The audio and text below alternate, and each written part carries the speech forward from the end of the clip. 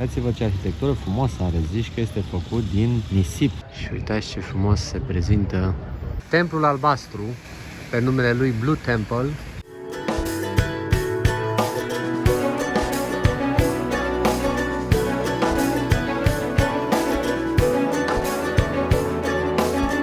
Bună dimineața! Am plecat spre Chiang Rai. Hai că venim! Am luat taxiul, acum mergem spre autocar. Suntem în timp, am luat și două sandwich-uri de la 7-Eleven, alea cu șuncă și cașcaval sunt foarte, foarte bune. Și suntem plini de energie pentru o zi minunată! Am ajuns și la autogară, am luat și biletele. Green bus, super civilizat totul pe aici, vă spun sincer. Autocarul arată super fain. Avem timp să mâncăm și un sandwich de la 7-Eleven. Ei, bagajele la locul lor. Toată lumea mulțumită, toată lumea fericită. Vreau să vă spun că aici condițiile sunt foarte faine în Chiang Mai și să mergem spre Chiang Rai, practic, pentru că autogara e curată, totul e civilizat, biletele au fost imediat gata, nu a fost niciun stres. Chiar vă recomand experiența asta cu autocarul.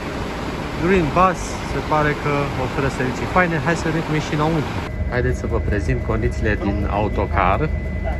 Avem dita mai șezlongul pe care stăm, adică uitați-vă la Yasmin, are loc stânga-dreapta, mai stă un loc de ce dacă te aduni. În al doilea rând avem, deci scaunul se poate lăsa pe spate și avem de asta la picioare. Station 1. The last stop. Se verifică acum biletele. Da, v-am zis, mie asta îmi place, că avem la picioare.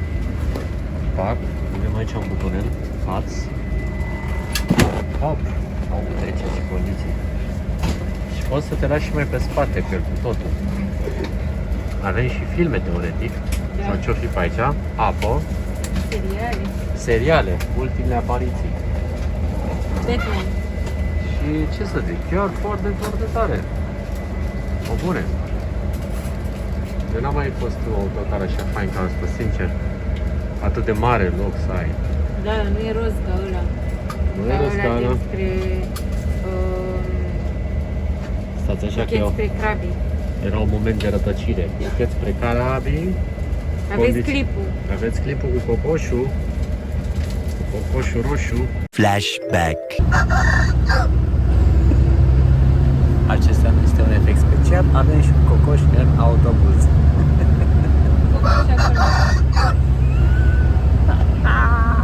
Yasmin s-a pus pe citit cu inelușul ei cel achiziționat aseară. Prezintă inelușul. E făcut din coinsuri.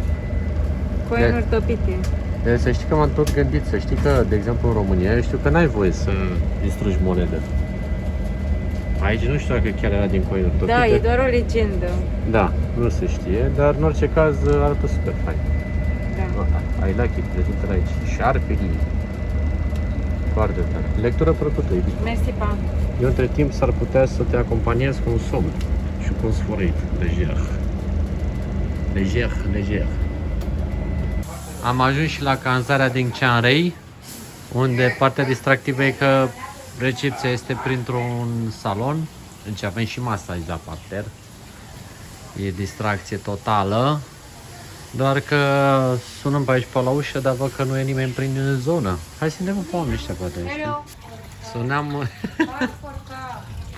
on the mobile right away. Noi sunam aici, dar sunam la oameni ăștia la masaj, când de fapt intrarea era pe aici. Măi, Yasmin, cum așteptam noi la ușa greșită? Ține de perspectivă, ți-am zis. Deci aici era perspectiva greșită, aici era cazare. Și noi capia de pe drum. Arată foarte decent. Am câteva rugăminți să-mi spui niște mici informații. Cât a fost biletul de tren? Nu știu, dar trebuie să auzim și la cam. De unde știi? Noi n-am notat în tabel 780 și ceva, 800 aproape. 280 de persoane. 280 a fost de persoană? Biletul de autobuz. Da. 280. Da. Am notat greșit înseamnă în tabel. Așa am reținut 800 și ceva. Deci 280 biletul de autobuz până aici și cazarea de aici se încadrează în 12 euro, cred. 1, 2, 12. 12 euro. Hai să vedem ce primim. Mă gândesc că nu primim nimic de jur. Deci ești obraznic, Soi. da? Sorry, but no. Bun. Până acum arată bine. Avem fântână arteziană, avem flori, avem biserică. Da. Uite-ne. O să și filmez jos când ajungem în cameră. Este și salonul de masaj și avem și discount 30%. Yummy. Aceasta e camera, o cameră basic.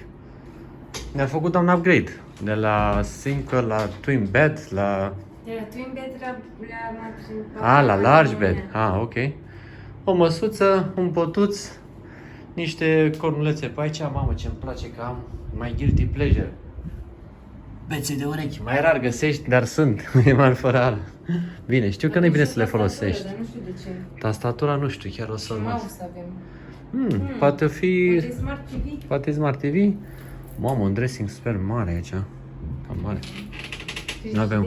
Avem și fierbător. Frigider, fierbător, apă. Oamenii ăștia peste tot, mai așa ceva. Îți dau mereu drinking water. Clar, exact. Da, TV-ul pare a fi destul de smart. Mă rog, nu prea stăm noi în casă, nu avem ce să facem cu el. Exact. Ca idee, Poate intrăm pornim. 2 bucăți călătoare aici. Așa. Și vezi că la baia au mereu chestia asta cu pragul, să nu te lovești când intri sau când ieși. Baia super basic. Na, baia. Nici prea mică, nici prea mare, ca o baie, încăpătoare. Cam asta este acum. Și avem și un balcon. Mă rog. Da, un pseudo-balconaș. Adică există, da.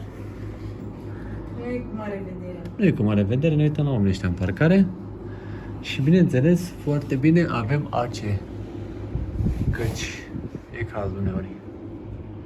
Cam asta e. O să filmez și de jos să vedem și salonul de masaj cum arată. E fain. Așa, și aici e la parter, când ieșim în loc de recepție, salon de masaj. Flori de hârtie. Flori de hârtie. Clasic. Păi da, și uite ce frumos. Deci 200 de bani la discount cu 30%, adică 140 de costă. 140? Da. La food masaj? Deci cât acum? Da? Da. Sună bine. Păi vezi că la 140 am găsit doar acolo unde era foarte nasol. Asta încerc să zice, ce cu aer condiționat? E cum îți place ție. Condiții de 5 stele. Glumesc, nu suntem ofturoși niciodată. Dar că e plăcut când se face masaj să nu... Mamă, și până la ora 12 noaptea, nebune. Mamă, perfect, gata, știu unde îmi face masaj. E treaba cu aerul condiționat... Zi. Treaba cu aerul... Direct la călcărică. Exact, îl faci și direct la nani. Partea cu aerul condiționat e drăguță, că în clipa în care se face masaj să nu transpiri, că devii slinos așa. Am ajuns la faimosul Clock Tower. Suntem în mijlocul zilei, este o arșiță de nici nu putem să ținem ochii deschiși. O să trecem și mai târziu, probabil ne vom documenta mai mult. Pentru că acum deocamdată este struggle. Mergem în schimb să căutăm una bucată scooter cu un preț preferențial de 150, asta este ceea ce targetăm. Problema este că pe aici nu prea sunt multe centre de închiriere. Pe aici oferta e cam limitată. Se pare că am ajuns la unicul centru pe care l-avem pe aici pe zonă. Și să vedem cam ce preț scoatem. Prima încercare, primul insucces, n-am găsit la 200, n-am găsit la 150, pardon, am găsit la 200. Și continuăm căutarea. Pe aici, uite, oamenii au dat drumul la investiții din ce în ce mai masive, aș putea spune. Nu s-o joacă.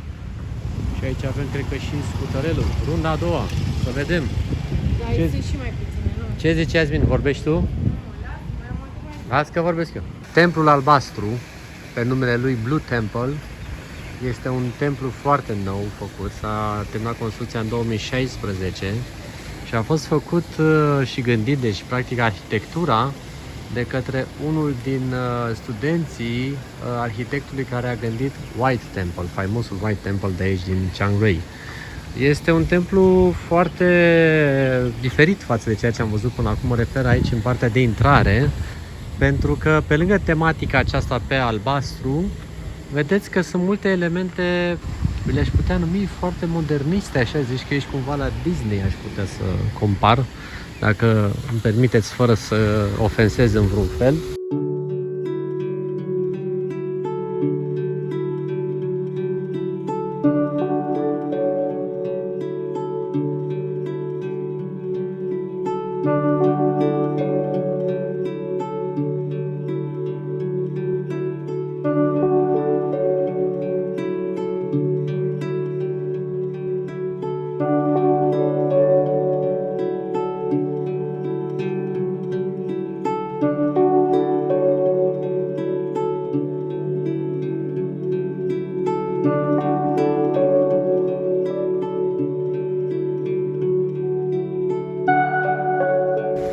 Foarte curios cum va arăta și înăuntru, inclusiv uitați partea aceasta de fântână, ce efecte are prin ea aici, e un fel de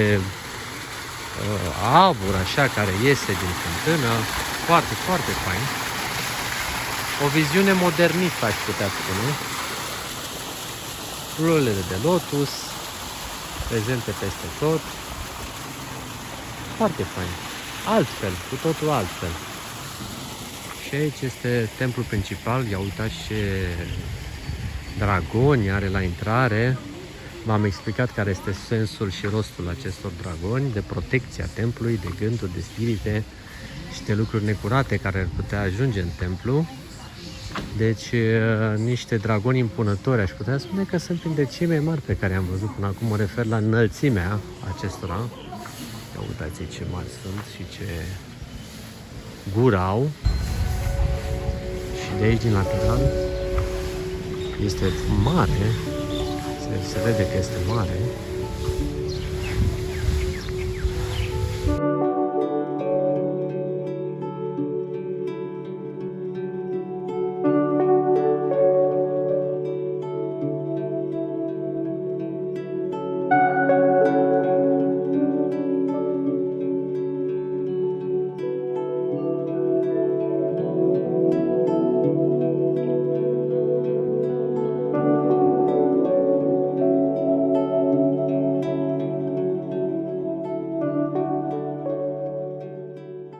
În interiorul templului avem o grămadă de picturi foarte reprezentative.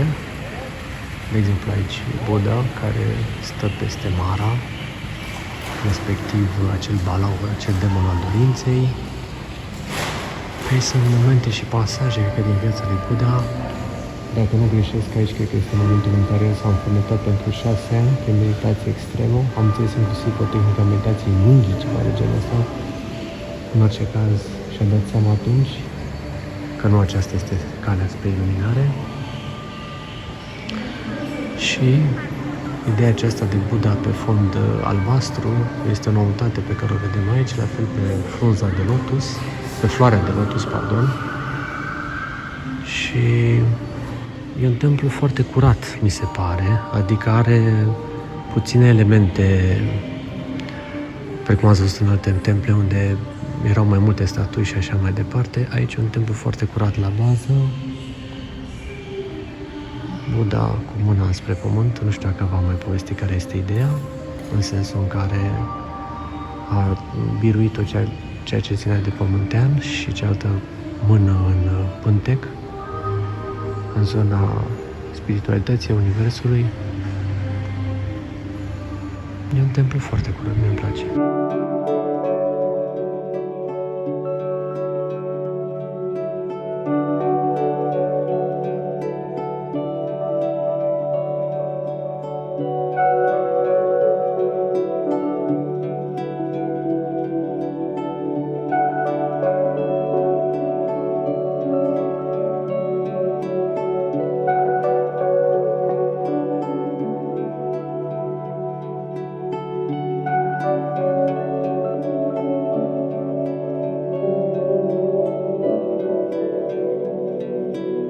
O, ce frumos! Am ajuns și la Templul Alb. De ce alb? Cred că e destul de evident. Dar uitați-vă ce arhitectură frumoasă are. Zici că este făcut din nisip. Nu știu dacă vă jucați când erați mici să faceți așa castele din nisip, să turnați din aproape în aproape. Mie așa mi dă senzația.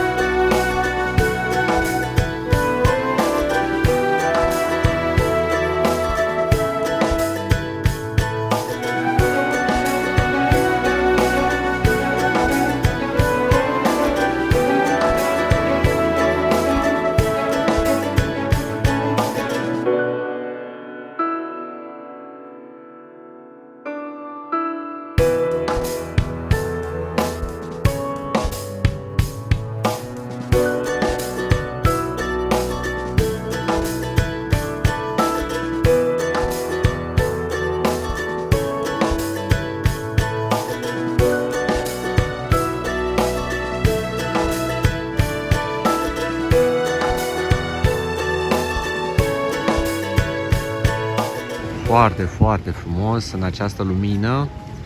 Arată splendid și ce-mi place tare mult e curățenia de aici. O să vă spun că arată peste tot. Nu vezi o urmă de gunoi, nu vezi un mic de țigară, nu vezi un pet aruncat. Și este un loc super vizitat totuși. De apreciat, din punctul ăsta de vedere și din toate celelalte, de apreciat. La intrarea în templu, iată, sunt niște măști din astea turnate în copac. Avem de plătit o taxă de 100 de bați pentru a face accesul și chiar acum o să intrăm. Ideea templului de a fi această culoare de un alb imaculat este de a aduce gândul purității și de a nu fi ca alte temple budiste neapărat cu auriu, tocmai pentru a nu inspira lăcomia, da? Deci alb egal puritate, asta este ideea templului aici, White Temple din Chiang Rai. Nu știu exact cam ce simbolizează aceste mâini și tot ceea ce vedem aici la intrare. E un pic chiar creepy, aș putea spune, numai că din punctul meu de vedere este lupta de a ieși. Vedem că este o floare de lotus, cred că ceea ce avem aici, niște petale, și este lupta de a ieși din gândirea de jos, probabil, din mocirlă, să spunem așa. După cum prea bine știm, lotusul crește în lacuri, iar simbolistica lotusului este că el pleacă din nămol, da, și ajunge la lumină, ajunge să fie o floare foarte frumoasă. Cred că asta ar fi ideea oarecum și aici, simbolizată prin aceste mâini care vor să iasă la lumină. Din păcate nu am putut să fotografiez și să filmez în interior. Un templu foarte fain, reușit, mai ales prin prisma picturilor pe care le avem înăuntru, dar nu se insist prin a vi le arăta, pentru că v-am spus, nici se vede prea bine și vreau să vă las și plăcerea descoperirii când veniți poate pe aici. Este un templu foarte frumos și merită vizitat, asta e 100% clar. Detaliile acestea de alb sunt foarte bine subliniate, sunt foarte bine punctate prin aceste bucățele de sticlă. Și practic această sticlă conturează albul, care ar fi fost cumva lipsit de sens dacă n-ar fi avut acest contur. Sticlă care, vedeți, îi dă și strălucire. Am mai citit între timp despre mâinile acestea, că mi s-au părut foarte interesante și ele reprezintă ciclul nașterii și renașterii, da? Și dorința pe care practic o avem în această viață, deci acea disperare după a avea lucruri în viața asta, conectarea cu materialul, ca să-i spun așa mai simplu. Partea funny oarecum este că, printre altele, cred că am observat aici, dacă vedeți ceea ce văd și eu, adică este tot ceea ce ține de plăcerile trupești în această zonă, da? Dinainte de a intra în templu. Pentru că mai apoi această boltă și trecerea practic peste bolta aceasta reprezintă trecerea către divinitate. Vedeți că aici sunt doi paznici, să zicem așa, care arată cu degetele, da? Și păzesc templul de toate gândurile negative, cum am spus, de toate energiile negative. Deci practic intrarea în divinitate vine după ce am depășit momentele acestea ale trăirii materiale. Foarte, foarte frumoasă simbolistica, dacă stăm să analizăm tot ceea ce se întâmplă aici. Apa care înconjoară iarăși templul reprezintă evident viața. Și eu, sincer vă spun, am și meditat aici în fața templului puțin, am și avut o conectare cu ceea ce ține de conștientizarea momentului, de ceea ce înseamnă de a te simți binecuvântat că ai reușit să ajungi în aceste locuri și în egală măsură cu modul în care poate va fi trăită viața după ce voi reveni din această călătorie. Pot să o numesc chiar inițiatică. Uitați câte detalii putem să avem aici, într-un spațiu atât de înghesuit și atât de strâmt. Peste tot te întâmpină.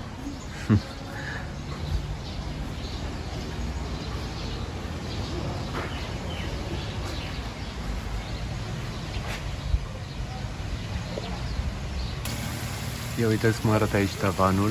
Sunt o grămadă de inimioare, așa, care sunt de fapt frunze de la Olive Tree.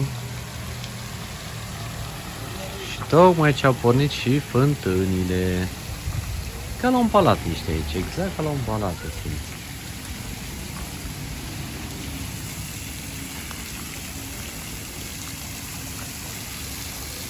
cât de frumos poate fi. Am să vă rog să remarcați că tot ceea ce ține de zona de templu este în alb. În schimb, toaletele și partea de birouri administrative, să le numim așa, sunt făcute în auriu. Nu vă gândiți la prostii că auriu are legătură cu partea lumească, să spunem așa, cu culoarea aurinei sau alte zăpăceli, ci are legătură cu bogăția, da? Cu auriul egal aur, egal ancorarea în partea aceasta de material. Deci tot ceea ce ține de oameni, să zicem așa, este auriu, tot ceea ce ține de frumusețea spiritualității este în alb. Acesta este motivul și pentru care templul a fost făcut în alb, pentru a face această distincție. Eu cred că a fost o idee foarte ingenioasă, reușită și frumoasă care a fost gândită aici și mie îmi place. Chiar este o antiteză frumoasă pe care o putem avea aici. După ce am vizitat White Temple, am luat un prânz, cină, mic dejun cu de toate, că n-am mâncaserăm nimic până la ora asta. Yasmin și-a luat un Khao Soi Cu coriandru. cu coriandru din abundență, clasic, foarte întâlnit aici în nord acest dish. Îl recomandăm, fain. Oh my god! S-a întâmplat și mic accident, de asta se întâmplă că vii cu hăinuțe albe și mănânci mâncare zemoasă. Iar aici avem ceapa și accesorile care vin la această supă. În cazul meu am ceva pe pază de porc. Ca de obicei, ceva să țină până de seară de fomică. Mie merge ceapa cu suca. Merge bine, nu? Merge la aia de fasole, știi? Exact. O ciorbiță de fasole fără ceapă e în zadar. Locul unde am nimerit aici e unul foarte frumos, îngrijit, ne simțim bine, prețurile sunt foarte corecte, decente, chiar am putea spune. Zona de nord este faină, mai ales din punct de vedere al locurilor și al prețurilor. Deci vă spunem sincer că merită. Dacă găsești locuri ieftine și în sud, deci doar să le cauți. Da, că le cauți un pic mai mult decât aici. Aici chiar găsești destul de multe și rapid. Chiar nu ne-a luat mult să găsim acest lucru. Da. O să vedem la final cam care a fost nota. Cert este că până acum cum e mâncărica? Că ai apucat deja să guști? Bună. Bună, nu? Mă bucur să aud, o să gust și eu și revenim cu un feedback mai apoi. Și cu un link în descriere cu Google Maps dacă vreți să ajungeți pe aici prin zonă să puteți ateriza fix în acest restaurant. Am și terminat masa, nici n-am mai apucat să filmăm foarte bine, a fost super bună. Postul, ca de obicei, picant, mi-au dat lacrimi un pic pe alocuri. Iar porcul clasic, ca să spun așa, nici prea, nici foarte. Și am luat-o din loc. Și cafea. Și am luat o cafea Yasmin aici, de zici că bea prăjitură. E super mega dulce. Zicea că e îndulcită, dar am zis că na, de obicei te întreabă și ei dulce, puțin dulce sau să mai aduce zahăr lângă dacă Asta a fost mega dulce. Și ne-a cam luat toropela, e prânzul, e cald, nu e foarte cald, dar e destul de cald. Și se vede pe fețele noastre că ne cam toropește soarele. Cu ochii încruntați așa, zici că n-am dormit toată noaptea. Da. Ne ducem să ne aranjăm pentru următoarea vizită, pentru că timpul e din scurt. Avem... uite, am dat pe mine. Păi te-am filmat, stai niște exact când dădeai. Și de aceea vrem să facem the best of it astăzi, să spun așa. Pentru că mâine o să mergem înspre Chiang Rai. Chiang Mai. Mereu ne confira să fie Chiang Mai. Acum suntem în Chiang Rai. Am stat o săptămână în Chiang Mai și tu. Mie îmi place Chiang Mai în Chiang Rai, dar să le aibă la mucule în cur mereu. Deci mâine plecăm și de acolo o să mergem cu trenul de noapte din nou înspre Bangkok. Aoleu, da, dar noi nu avem nici bilet de autobuz pentru mâine, nici bilet de tren. Să vedem dacă mai prindem. Asta mi-amintește de faptul că iarăși intrăm în administrative, dar am găsit noi soluții, ca de obicei. Bun, stați pe fază că urmează un alt templu și mai frumos. Wat Wai Plakang. Sper că am pronunțat bine și de data aceasta. Statuia Mercy, da, Milei, reprezentată aici, deci atenție, nu este Buddha, pentru că vedem este reprezentare feminină. Și uitați ce frumos se prezintă tot acest templu, cât de spectaculos arată acești dragoni. Nu poți să te oprești din uitat la ei.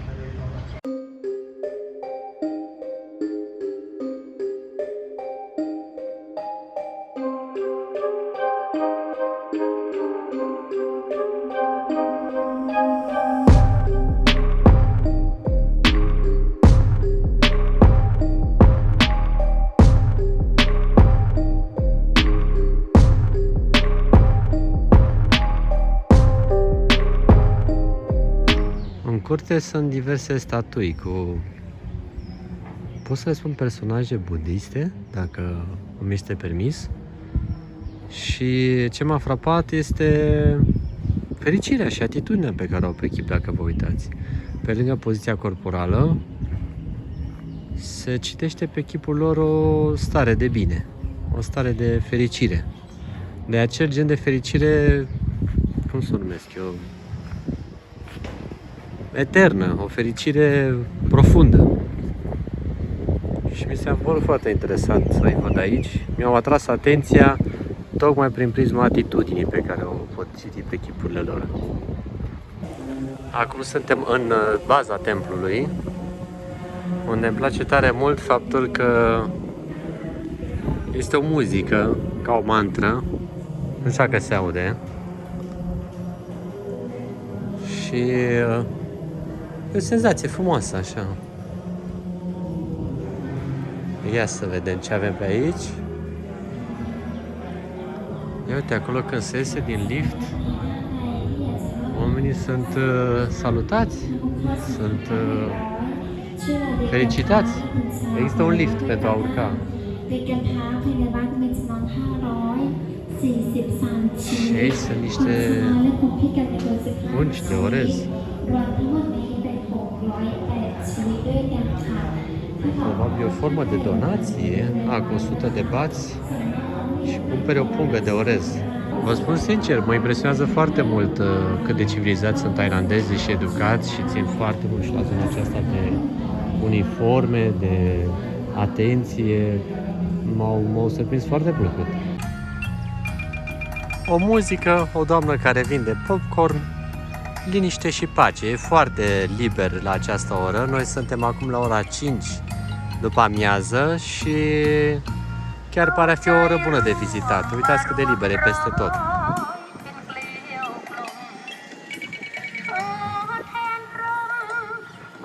Și în parcare sunt câteva scutere și cam atât.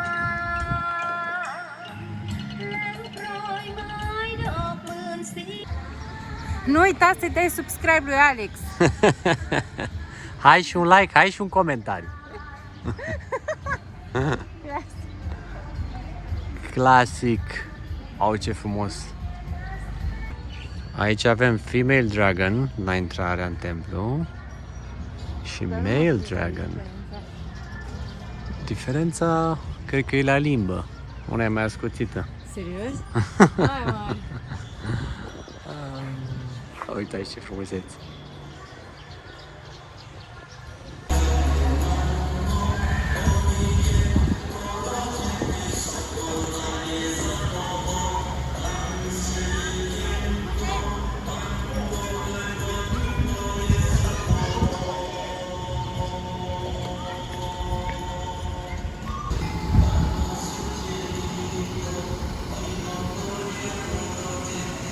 Nu mă satur de această mantră și de acest loc. Uitați-vă cât de frumos e de jur împrejur. E super!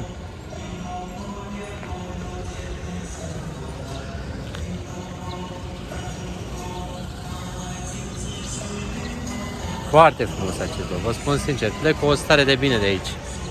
După o zi frumoasă, plină de încărcătură spirituală și tot ceea ce ne-am fi putut dori din punct de vedere al sufletului, am ajuns la hotel, unde ne-am luat de jos hăinuțele de masaj. Uitați-vă ce frumos! Da, ne dau ca un fel de pijamăluțe, scuze că e deranj în jur, așa se întâmplă să mai fie într-o cameră. Și acum ne vom schimba și vom coborî să ne bucurăm de un masaj la cel mai bun preț. Masaj thailandez, picioare, umeri, cap, 200 de bați preț de pornire, standard, 140 pentru că suntem cazați aici. Yes! Cel mai bun preț ever pentru un masaj de o oră. Hai să vedem cum o să-și iasă. După un masaj minunat, am avut parte acum și de un restaurant. Am ajuns la o pizzerie clasic, așa frumos. De mult n-am mai... Deci că suntem însături. De mult n-am mai mâncat pizza și n-am mai băut vin. Uitați aici disperarea de a se face poza perfectă, să avem... Ia. Pizza. Și aici în dreapta sunt și doi domni italieni care mănâncă și vorbesc italianește. Deci ne simțim cumva ca acasă. Gata, nu mai am poze. S-a strigat gata cu pozele. Poftă bună! Mai la stradă. S-a mâncat deja aproape jumătate din pizza. Delit. I-a pus foarte mult piper. Avem piperul aici frumos. Da, bună și brânza asta cum o trebuie. Vă lăsăm link-ul în descriere de această pizzerie pentru că merită deranjul. Am ajuns la un alt restaurant unde tocmai ce se instalează sculele, să vedem cum o să cânte băieții și am găsit să comandăm niște cocktailuri din astea așa nebune. Stați să vedeți acum nebunie cu comandatul, că domnișoara nu știe nimic, că a venit cu ajutor. Ia uitați cum a venit băutura mea. Pahar aici, lumin frumos. Și aici două șaturi care practic se vor vărsa în ceea ce avem mai jos. Dar nici Iasmin nu se lasă mai prejos. Uitați aici ce.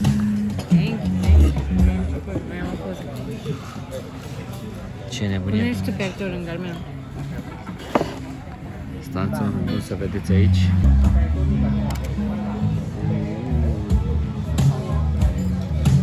E ori pe care l-ai lua, îl lăsă să cadă. Înțelegi? N-ai cum, ori le iau așa. Așa.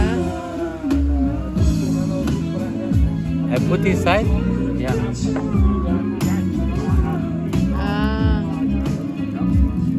Ok. Thank you.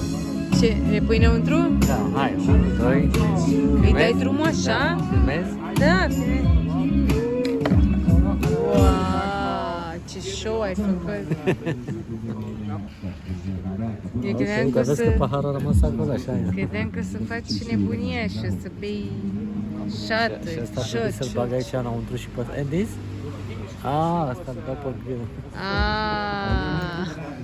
Se spărgeau paharele înăuntru, știi? Ai ieșit țăranul în oraș, nu știi să bei șotul. Ce era tequila? Șot, și după aia dai cu stingi. Nu beau mă așa. După aia stingi cu altceva. Ce e tare? Da, antrenament, băiete. Mamă. Deci trebuie să guși și tu știi cum e? Mamă, de ce are restul ăsta de șat? Ia, la dă la pădet. Așa și acum bea imediat din ăsta.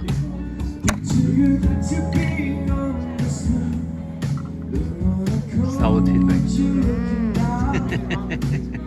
Ce bine stinge asta. O, da. Nu? Da. Al tău cum e? Al meu e clasicul. Se simte nuca de cocos. Blue curacao. Blue Hawaii.